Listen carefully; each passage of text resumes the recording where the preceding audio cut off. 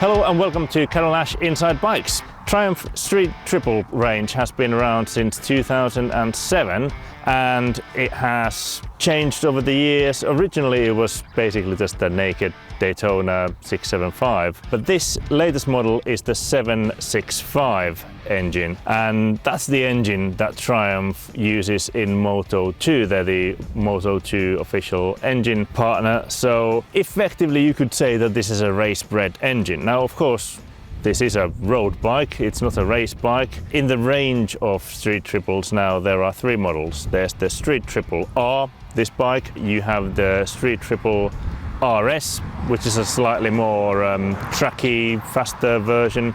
And then you have a special Moto2 edition as well, of which only 765 units have been built. So that is effectively the closest you'll get to the actual Moto2 bike.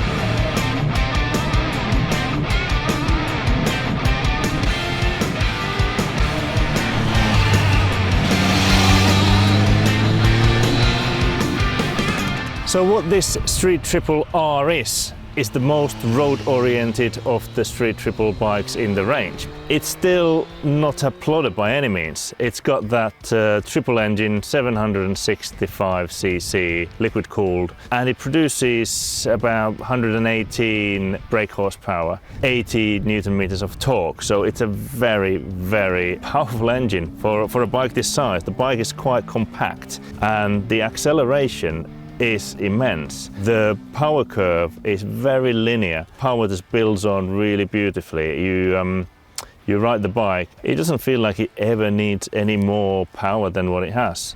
It's a bike that you feel like you could ride fast very easily. In terms of suspension, you have Showa units front and back. You have 41mm forks at the front and a single shock at the back, both fully adjustable.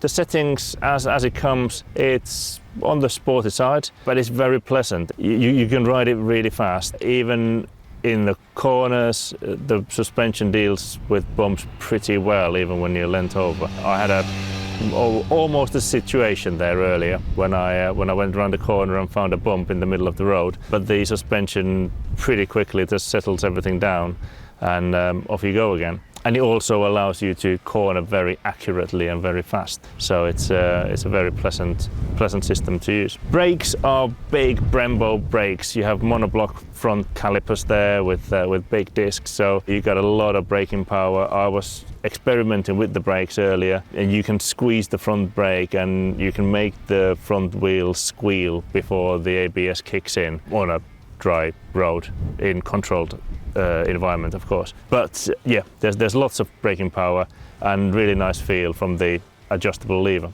In terms of rider comfort, the bike is very, very good. It's a naked bike, so there's not a lot of weather protection, but there is a little bit of help from that little, it's not a screen really, but that little bit in front of the dash. It just helps the airflow go a little bit nicer over you. But it's not a bike that you're going to take on very, very long journeys if you have anything more touring oriented in the garage. The seat is 826mm high. That's quite accessible for most people. The bike feels compact.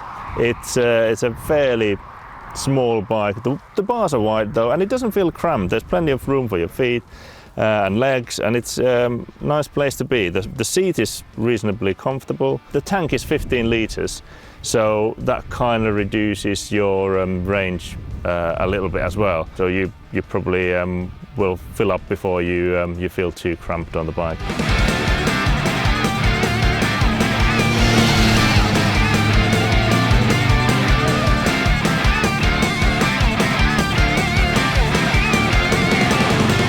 Technology on the bike is pretty good. You don't have loads and loads and loads of bells and whistles, but you do have quite a lot of useful stuff. You have ride-by-wire throttle, which enables then ride modes, which you have rain, road, sport and user selectable. You have quite a lot of choice there. Those modes also change the traction control level, although the ABS is the same through them all. The ABS is corner sensitive, as is the traction control. So it's a lot of clever tech there. The dash is fairly simple, and all the The switches are easy to use, easy to navigate through all the options. So you very quickly get your hang of all the different options there. Things like cruise control and heated grips are additional extras. But yeah, you don't really miss anything that this bike doesn't have. It's quite a well-equipped model. In terms of competition, you have the new Honda Hornet at $7,000.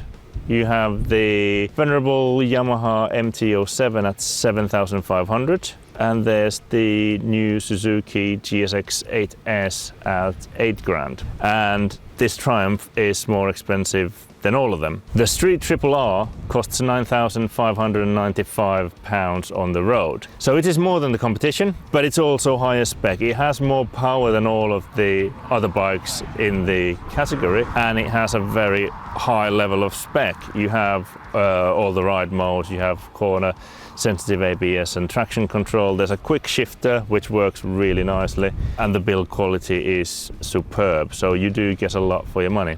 If you're interested in riding one, I can certainly recommend one. The only problem is that it is a very sporty bike. It's an easy bike to ride, but it's also an easy bike to ride very fast, so just remember to keep it sensible. Thanks for watching. Catch us here on Carol Nash Inside Bikes.